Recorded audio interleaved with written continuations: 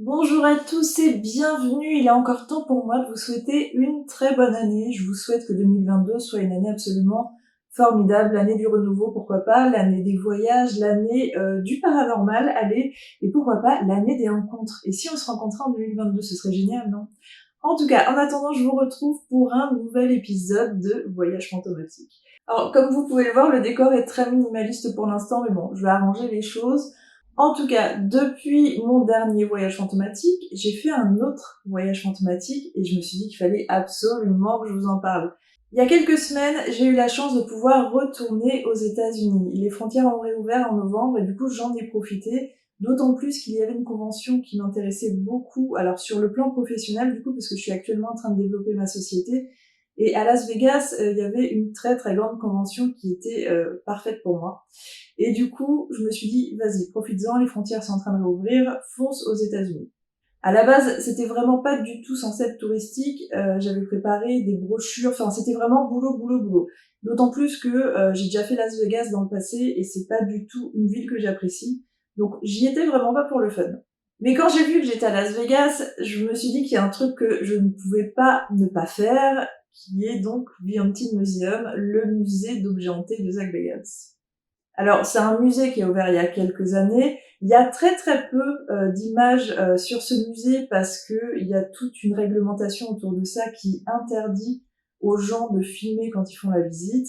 Il y a eu 2-3 enquêtes à l'intérieur faites par Ghost Adventures, mais sinon c'est très très dur de trouver des images sur ce qu'il y a, sur le concept même et de savoir vraiment ce qui se passe une fois qu'on va dans The Haunted Museum. Du coup, la curiosité l'a emporté. Les gens qui me suivent savent que je ne suis pas une très grande fan de Zach Bagans. C'est beaucoup plus au niveau de son approche, en fait. Moi, plus le temps passe et plus je le trouve... Il se dégage de lui quelque chose d'hyper violent, qui me dérange profondément. Sa méthodologie aussi ressemble pas du tout à ce que je peux faire. Donc voilà, c'est beaucoup plus une question d'approche. Mais je ne critique pas son travail et surtout ce que je reconnais complètement, c'est que le mec bosse énormément, c'est un putain de bosseur, c'est un putain de businessman, il croit profondément en ce qu'il fait, il développe un tas de concepts et c'est entre autres grâce à lui que Ghost Adventures perdure. Ça fait, je crois, ça fait énormément d'années, je crois qu'ils sont sortis en 2007, ça fait 15 ans. Ça fait 15 ans qu'ils nous proposent des saisons comme ça et que l'émission existe. Il y a eu des documentaires, il a fait plein de choses autour de ça, il a eu d'autres concepts d'émissions aussi, et là il a créé donc son musée. Donc en vérité, j'ai jamais eu de mal à reconnaître que Zach Bagans était un bosseur, qu'il allait au bout de ses concepts, il met vraiment tous les moyens à chaque fois, et là, avant d'aller à The Haunted Museum, je savais plus ou moins qu'il y aurait du taf derrière, que ce serait sérieux. Voilà. Après, peu importe l'approche, je savais juste que le concept était sérieux et qu'on n'était pas sur un truc fait à moitié ou complètement déconnant. Donc, au moment où je me suis dit, vas-y, prends tes places pour The Haunted Museum, j'ai fait la part des choses sur moi, ce que je pense de Zach Bagans, en tout cas en tant qu'enquêteur, et vraiment je voulais voir ce concept parce que par contre je crois profondément que les objets peuvent être hantés, qu'un objet hanté mis à un endroit peut provoquer un tas de phénomènes paranormaux, et ça vraiment ça me fascine.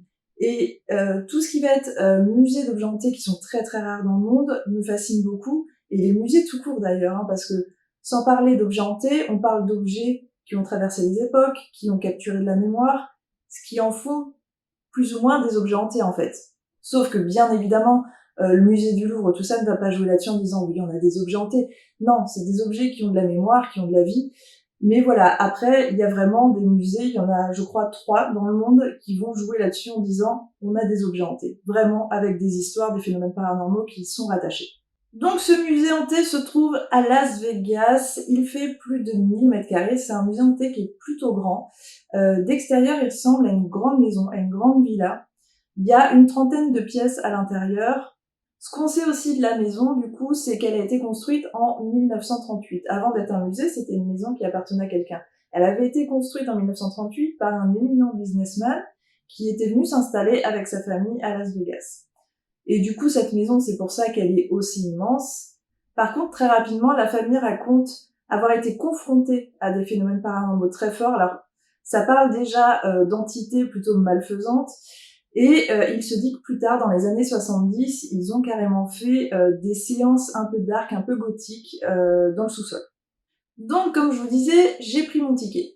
Et je me suis dit, enfin, me connaissant et sachant déjà pertinemment, comme je vous disais, que je suis pas fan de Zach Bagans, c'est que c'est pas un endroit où je retournerai 1000 fois, je me suis dit, regarde ce que tu peux faire, vraiment ce qui est proposé. Donc, il y a 3 tickets qui sont proposés quand on va à VMT Museum. Il y a un ticket basique qui coûte quand même 50 €, qui est simplement l'entrée. À savoir que quand on fait VMT Museum, c'est une visite guidée obligatoire. On peut pas du tout se balader comme on a envie. On est avec un guide et on fait le tour du musée avec. Il y a un autre ticket qui s'appelle RIP All Access qui donne accès à plus de pièces et ce ticket-là est à 80 $. Du coup, j'ai pris la visite guidée, mais je me suis dit, vas-y, prends RIP All Access parce que comme ça, au moins, tu auras accès à toutes les pièces. Et du coup, voilà à quoi ressemble le ticket qu'on récupère une fois sur place et qu'on doit porter tout le temps, justement, parce qu'en fait, ce qui se passe une fois qu'on arrive sur place, selon les gens, ils vont faire des groupes de 12-15 personnes et tous les gens sont mélangés. Les gens qui ont les tickets normaux et les gens qui ont les tickets RIP All Access. Et en fait, de bien garder le badge, ça va permettre au guide de savoir quelles personnes peuvent visiter une autre pièce pendant que les autres attendent. Donc honnêtement, je vous le dis, si vous faites un jour cette visite, prenez plutôt le RIP All Access parce que même si c'est 30 $ en plus, vous allez vraiment avoir accès à beaucoup plus de pièces que les gens. Et en fait, les gens, quand nous, on a accès à ces pièces-là, ils attendent en fait, ils font absolument rien. Donc franchement, j'aurais pas voulu être à leur place et j'ai pas du tout regretté de prendre ce ticket. Petite anecdote rigolote, quand j'ai pris mon ticket, je l'ai pris en ligne et j'ai reçu immédiatement la confirmation avec en pièce jointe une décharge à signer, à compléter, à renvoyer immédiatement. La décharge faisait 3 pages, j'ai pris le temps de la lire et en fait, évidemment, ça précise bien que si jamais on a un accident, si jamais on meurt, si jamais tout ça, ce sera jamais la faute du musée. Donc c'est vraiment des points et des points de décharge et c'est assez hallucinant quand je vais vous raconter vraiment le concept du musée parce que le musée joue vraiment sur la peur extrême. Mais il se décharge quand même en se disant « Non, mais si vous mourrez d'une crise cardiaque, c'est vraiment pas de notre faute. » Mais bon, évidemment, j'ai signé la décharge parce que si on signe pas, on ne peut pas rentrer. Jour J, je suis donc allée à VMT Museum. Alors VMT Museum, c'est en dehors du strip. Je sais pas si vous connaissez Vegas, mais en fait, ce que vous voyez toujours, les images avec les jolis hôtels illuminés, tout ça, les fontaines, ça s'appelle le strip. Et en fait, en dehors de ça, il y a quand même toute la ville de Las Vegas où les gens habitent. Et donc, le musée se trouve en dehors du strip. Je fais une petite digression. Je sais qu'il y a des gens qui adorent Las Vegas et je sais que dans le fond, les gens qui vont à Las Vegas, c'est surtout pour la débauche. Clairement, c'est pour ça, c'est pour jouer aux machines à sous, c'est pour boire, faire la fête et tout le reste. Et moi, je suis déjà pas de base ce genre de personne, donc en fait, Las Vegas, c'est une ville d'apparat horrible pour moi. Déjà, je trouve pas ça beau. Deuxièmement, bien sûr, on ne s'en rend pas compte et personne n'en parle, mais Las Vegas, en fait, quand on se balade dans les rues, alors en plein jour ou en pleine nuit, c'est sale, ça craint, c'est vraiment pas du tout safe. Et il y a vraiment énormément de pauvreté. Et quand le bus m'a déposé pas loin de l'hôtel, j'ai vu la zone. Et là, je me suis dit, what the fuck? Parce que on parle quand même de Zach Bagans qui est millionnaire. Il vit dans une villa luxueuse, plus. Il a plusieurs voitures type Porsche, Ferrari, tout ça.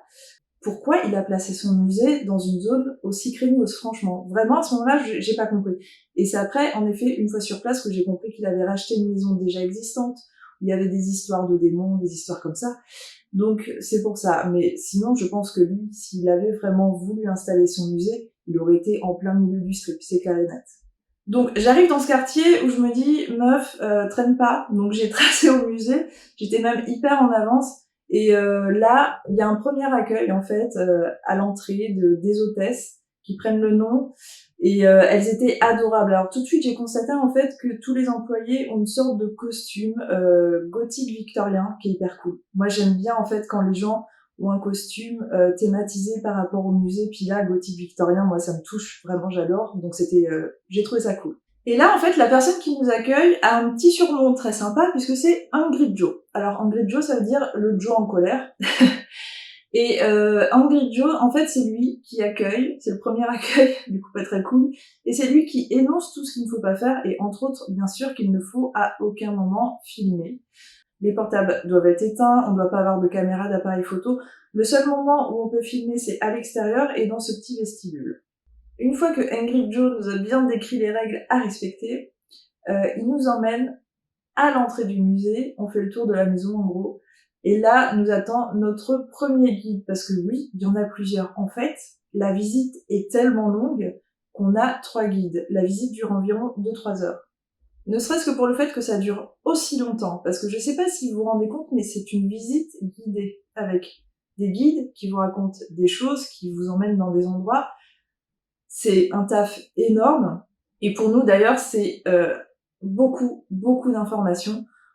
Quand je suis ressortie, au bout de 2-3 heures, toute mon énergie avait été drainée. J'avais 0 énergie, j'aurais pas pu faire une pièce de plus. Je vais rentrer dans les détails là, mais vraiment, en termes d'émotion, en termes de ce que j'ai pu voir, entendre, c'était limite. En fait, en termes de temps, c'est parfait. Il faudrait pas plus.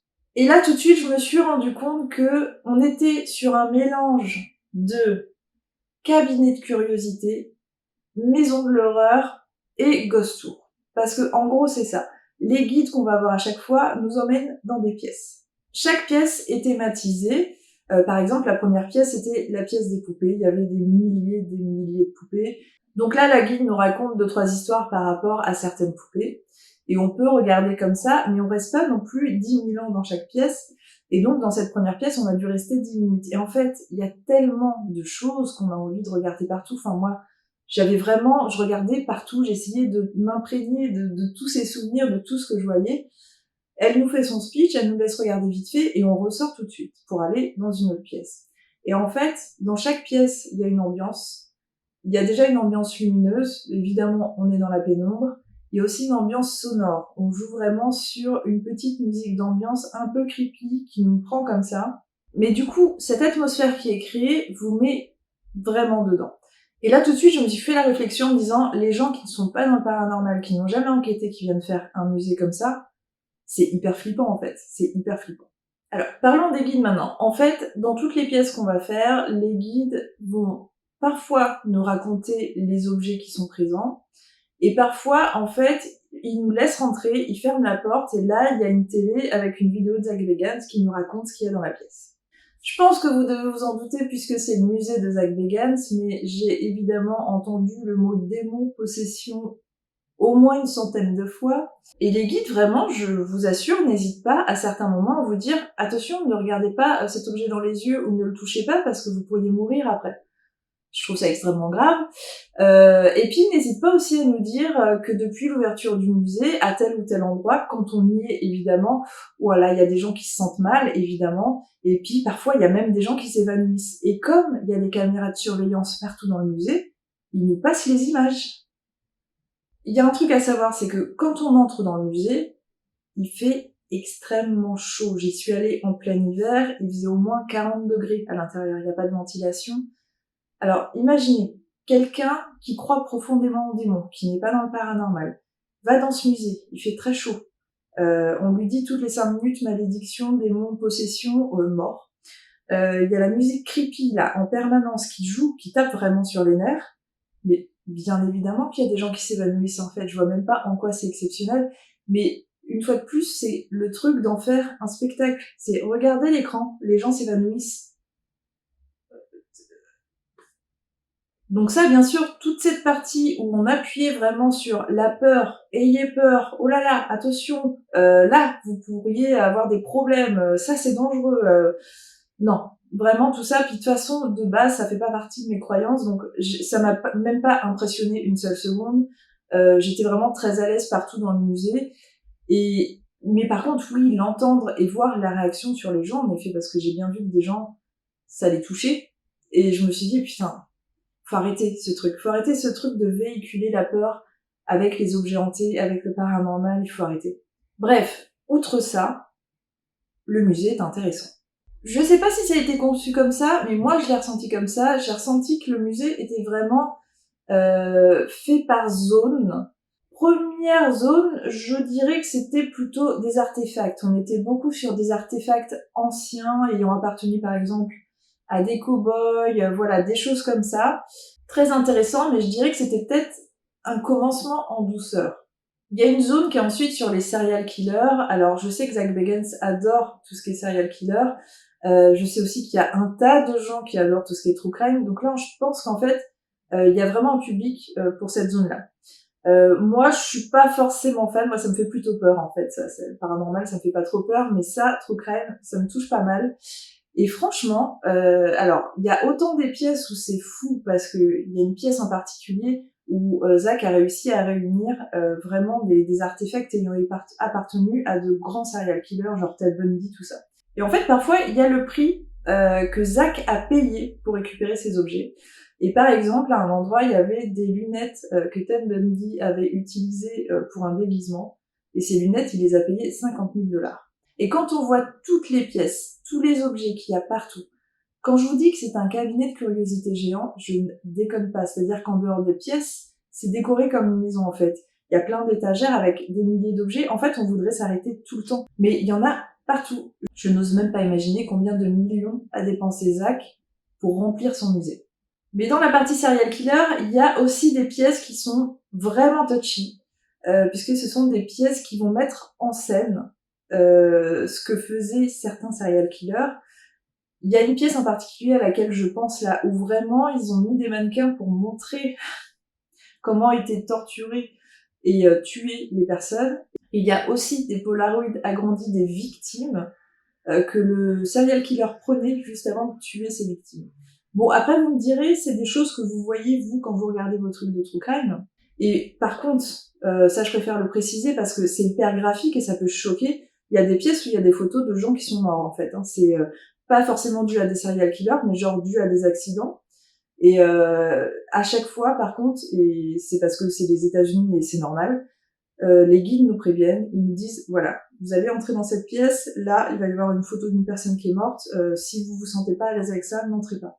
Il y a ensuite une partie, et là je pense que c'est vraiment, on est dans la tête de Zach Bagans, pour les gens qui suivent un peu ce qu'il fait, et pourtant vous voyez, moi j'ai pas beaucoup suivi ce qu'il faisait, mais je sais qu'il a la phobie des clowns, et il y a une zone qu'on doit traverser, qui est la zone freak show. Il y a des clowns partout, c'est vraiment, là c'est vraiment la maison de l'horreur. Musique hyper stressante avec des rires de clowns, on passe dans des couloirs hyper étroits où il y a des clowns partout, et même des animatronics qui surgissent comme ça et qui crient. Et on finit par arriver à un endroit où il y a un mec qui nous accueille, et c'est vraiment le freak show là à ce moment-là. Alors le mec qui nous accueille, moi je le connaissais pas, mais apparemment il est assez connu, c'est un magicien, et c'est ce genre de magicien, vous savez, qui fait des choses avec son corps qui sont, moi c'est des choses que je ne supporte pas, donc pour moi je vais utiliser le terme choquant, mais qui va, je sais pas, par exemple mettre une perceuse dans son nez, ou vous savez, des choses où on a l'impression qu'il se torture, mais en fait il arrive à supporter la douleur. Et c'est des choses qui sont hyper choquantes visuellement. On est vraiment, là, à ce moment-là, dans une toute petite configuration, il est à 1 mètre de nous. Et il commence à nous parler, tout ça, et il commence à faire des trucs, là, comme je vous disais, de torture, où, alors moi, vraiment, je me suis retournée, c'est impossible, mais j'ai vu ce qu'il allait faire. Et à un moment, il a pris des pots de peinture avec des petits crochets pour les accrocher à ses paupières. Donc moi là, ça a été mon moment touchy en fait de la visite où vraiment je me suis dit what the fuck. Et c'est à ce moment-là que j'ai compris que Zach Bagans était hyper intelligent et que pour son musée, il avait vu large pour être sûr que chaque personne à un moment ou à un autre aurait la peur de sa vie. Et puis il y a une partie aussi que moi j'ai pas adorée qui était sur des démon-possession évidemment. Où vraiment on entrait dans des pièces où on était sur des cas précis, des personnes qui avaient été possédées, où évidemment il y avait des photos agrandies alors de leur transition, de comment ils étaient avant et comment ils étaient au moment où ils étaient possédés, avec des enregistrements sonores évidemment bien à fond dans la salle. Alors à savoir qu'une fois de plus, ça c'est des salles où le guide nous dit d'entrer, il ferme la porte, donc on est enfermé dans la pièce avec la voix de quelqu'un de possédé qui est très très fort comme ça et très perturbante. Une fois de plus, je vous le dis, ça ne m'étonne pas que les gens s'évanouissent vraiment. Alors, dans les pièces qui sont pas mal attendues, il y a cette fameuse pièce, alors moi ça me fait halluciner total, de la Debug Box. où en fait, là, le guide, il nous parle à la porte de cette pièce en nous disant « Là, vous allez voir la debug box, c'est l'objet le plus dangereux au monde, je vous jure que c'est écrit. » Je tiens à préciser que ces dernières années, la debug box a été débunkée. C'est-à-dire que même le gars qui a créé ça a fini par l'avouer. Mais en fait, Zach Bagans s'accroche à cette idée qu'il a la debug box la plus dangereuse au monde. Et quand on entre dans la pièce, donc le guide nous a prévenu, attention, oh là là, mon Dieu, malédiction, l'objet le plus dangereux au monde. Il y a des fois des gens qui rentrent dans cette pièce, ils s'évanouissent, ils ressortent avec des griffures, ou alors plusieurs jours plus tard, il y a des malédictions, machin, donc une fois de plus, hyper grave. Et en fait, la debug box dans cette pièce est surprotégée. Elle est protégée déjà par une vitre, elle est protégée ensuite par une boîte et une autre vitre, et en fait, on fait le tour, on reste même pas dans cette pièce. Il nous fait rentrer dans la pièce, on fait le tour, où on peut regarder machin, nanan, et on ressort au bout de 2 minutes. Une fois de plus où je vous dis, cet objet a vraiment été débunké. Donc c'est hallucinant. Il y a aussi une pièce, mais pour le coup, c'est là où je vous dis, putain, on a beau ne pas y croire, avec l'ambiance, avec tout ça, puis là on était vraiment sur la fin de la visite. Moi je pense que mon énergie elle avait été complètement drainée, voire peut-être mon intelligence. Et en fait, on se retrouve devant une pièce où là, le mec nous explique un petit peu comme la debug box. De toute façon, c'était dans la même zone. Je crois que ça doit être la zone des objets hyper dangereux. Il dit, oh là là, alors là, il y a une poupée. Elle est hyper dangereuse. Surtout, vous entrez dans la pièce, vous dites bonjour. Quand vous ressortez, vous dites au revoir. Et quand vous allez passer à côté, vous ne la regardez pas dans les yeux. Et là, en fait, ça va tellement vite. Il nous fait rentrer, on rentre à la queue leu-leu, c'est toute petite pièce. Et je nous revois tous passer la porte, les yeux baissés comme ça. Bonjour, au revoir. Et en fait, on n'a rien vu parce que personne n'a voulu regarder. Et c'est en sortant de cette pièce, je me suis dit, c'est fou quand même. C'est fou ce qu'ils arrivent à nous faire faire. Ça se trouve, il y a pas de poupée, il y a rien, quoi. Mais vous voyez, en fait, c'est incroyable. Si ils arrivent à faire ça sur des gens déjà qui n'y croient pas, alors moi, ça me fait rire, là. Mais imaginez sur des gens qui y croient, mais c'est terrible. Vraiment, c'est terrible. Alors, au milieu de tout ça, moi, il y a une pièce où je n'ai pas pu rentrer, j'ai pas compris. Parce qu'à la base, je crois que c'était la pièce la moins impressionnante de tout le musée. En fait, ce qui se passe avec le musée, c'est que le musée est constamment en plein essor, il s'agrandit, il y a des nouvelles pièces, et là, ils avaient 2-3 nouvelles pièces, apparemment, dont une qui représente la bibliothèque d'Al Capone, où ils ont réussi à récupérer des objets appartenant à Al Capone, quasiment toute la bibliothèque, en fait. Et moi, au moment où je vais pour rentrer dans cette pièce, comme je vous dis, qui est simplement une bibliothèque, il n'y avait rien de graphique pour une fois, impossible. En fait, il y a un truc qui m'a pris, alors ça a été une odeur, moi c'est souvent les odeurs que les autres n'ont pas l'air de sentir, mais moi c'était une odeur affreuse, et du coup j'ai prévenu le guide, je lui ai dit non je suis désolée, je peux pas rentrer là, bon bah lui je pense qu'il est tellement habitué, il a fait son taf, il a fait ok. Et en fait, moi il y a une pièce qui m'a vraiment impressionnée, étrangement concernant un serial killer, mais ça m'a plus impressionnée parce que là j'ai compris que Zach Bagans et son équipe avaient bossé comme des tarés sur ce musée. En fait, à un moment, on arrive dans une pièce et il y a un minivan. Et je me dis, putain, incroyable.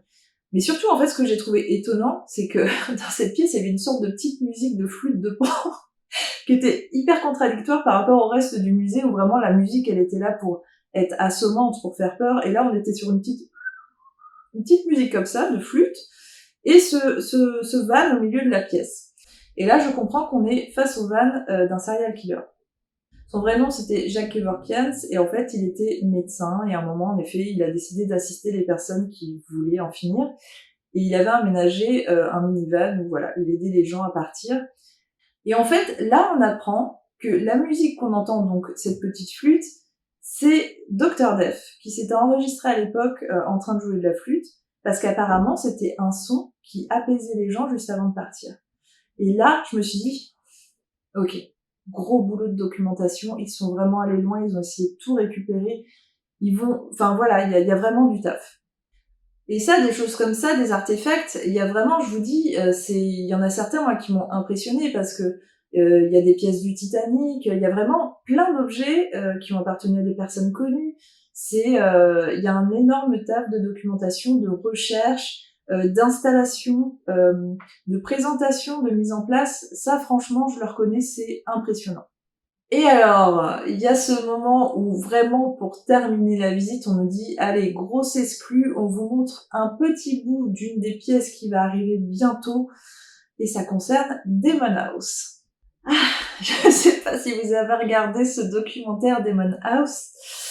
J'en avais parlé un petit peu, surtout dans un podcast, parce que moi, en fait, c'est peut-être une des choses vraiment de la part de Zach Bagans qui m'a révoltée. Une fois de plus, c'est une question de position. Demon House, c'est quoi? C'est un documentaire qui a été fait en 2014, qui est sorti ensuite au cinéma aux États-Unis, bien sûr. Et en fait, le docu, c'est quoi? C'est que Zach Bagans décide d'acheter une maison où il y aurait je sais pas combien de démons, où les familles qui ont vécu des trucs de fou. Et en fait, il décide de faire un documentaire. Donc, il essaye d'interviewer tous les gens qui sont passés, que ce soit la famille, justement, qui avait vécu les choses, l'assistante sociale qui était venue assister, le prêtre, etc., etc. Première chose qui m'avait, moi, révoltée quand j'avais vu le docu, c'est la facilité que Zach Bagans a à rapporter des événements dramatiques aux démons et aux malédictions. Et en fait, sur le docu, comme je vous dis, il y a beaucoup de gens qui sont interviewés, qui viennent même dans la maison. Toutes ces personnes, par la suite, ont vécu des choses.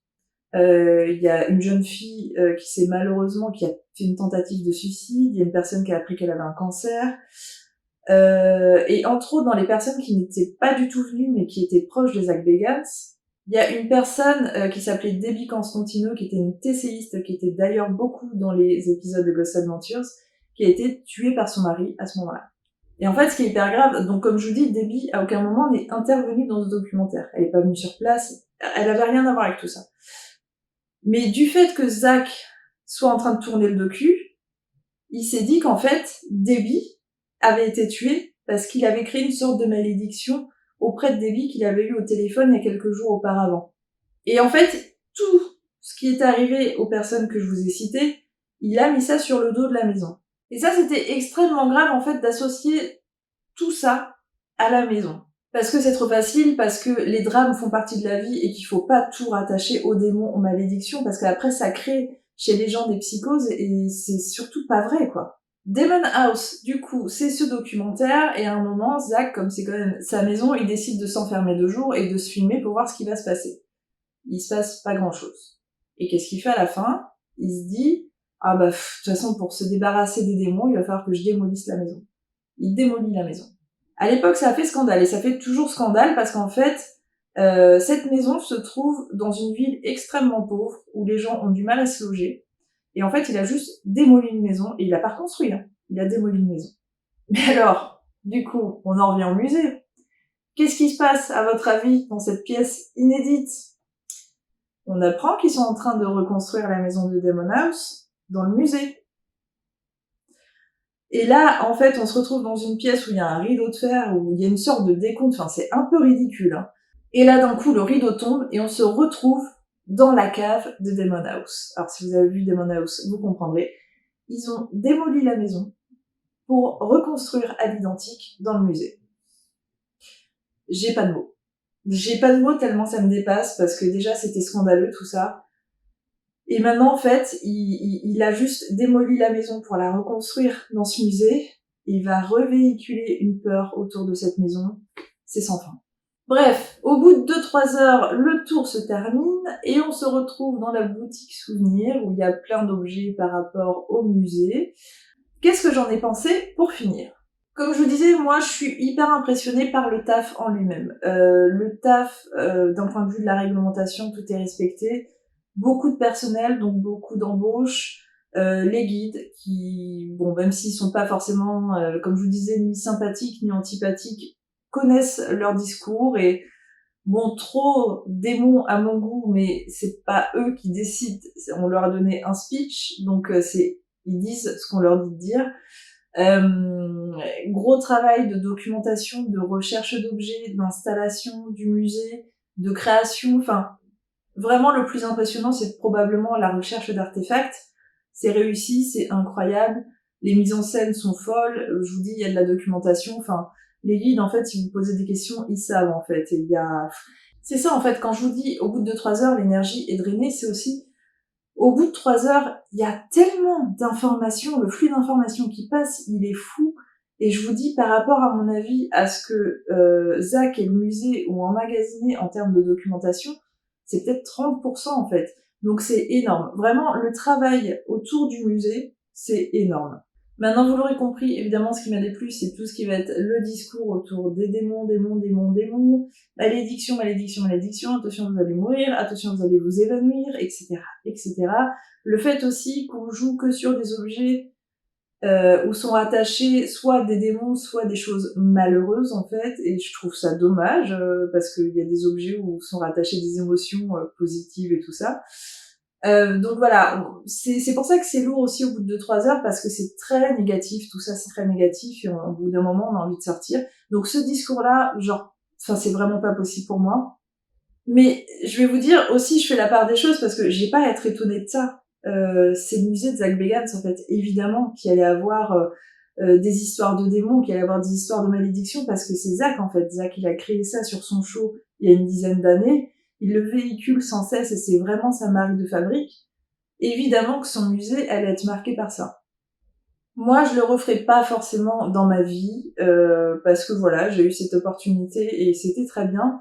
Je conseillerais bien aux gens de le faire. Si vous êtes sur Vegas, pas à vous déplacer exprès pour ça, mais si vous êtes sur Vegas, je pense que c'est un truc à faire, qu'on aime ou non le paranormal. Je pense que c'est un truc à faire parce que voilà, je vous dis, ne serait-ce que pour le travail de recensement des artefacts et de documentation. Voilà, il y a quand même des choses intéressantes et des choses à apprendre. Voilà, après, il faut exclure tout ce qui est démons et peur. Mais franchement, à faire. Et voilà pour ce voyage fantomatique, j'espère que ça vous a plu. Je sais qu'il y a plein de curieux qui étaient impatients que je fasse mon retour sur le musée. Donc j'espère que je vous ai apporté un maximum d'informations. Je reste dispo si vous avez des questions. En tout cas, je vous remercie d'être toujours aussi fidèles, toujours aussi présents. Vous êtes les meilleurs. Je vous retrouve très bientôt pour une nouvelle enquête. À bientôt.